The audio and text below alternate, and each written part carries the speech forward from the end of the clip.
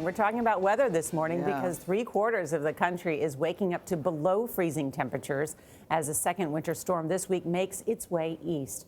The National Weather Service forecasts temperatures more than 20 degrees below normal across the Northeast today. Oh, it's so cold. The low is in Rutland, Vermont, and it hit a negative 17 degrees. Pittsburgh bottomed out at just 2 degrees.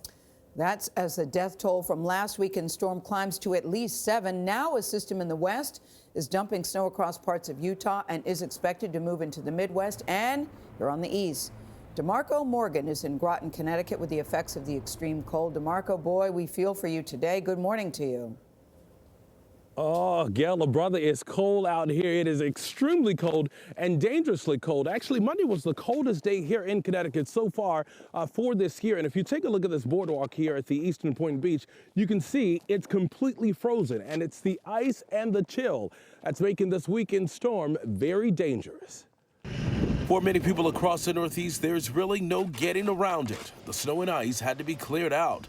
In upstate New York, even those who were doing it advised others against needlessly braving the elements. A lot of people should stay inside, keep warm, don't go out unless you have to. Fighting fires isn't any easier in these conditions. Crews in New York City rotated shifts every 20 minutes to keep warm as they put out a 3-alarm fire.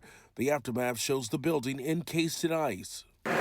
In Indianapolis, fire teams used flames to thaw icy hydrants. We have to attack it with some heat to get it unthawed quickly, and so that can take a couple extra minutes, and we know that fire doubles in size every minute.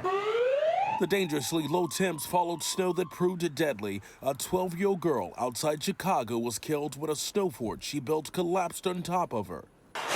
And at least 3 people died from shoveling.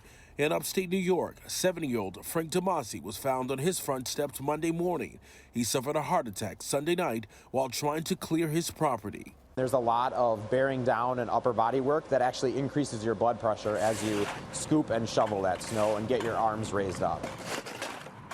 So if you do plan on coming out here, be careful, extremely careful, even with the proper boots on. This here is a thick sheet of ice, so it's extremely dangerous. But there is some good news.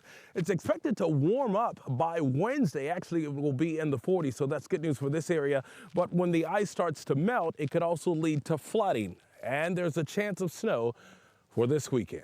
We'll send things back to you. DeMarco, I'm glad you put your hood back. I didn't know if that was you underneath there. It looks so warm. It's a little too cold out here. It looks cold, but you look well, you're a trooper. Thank you. Yes.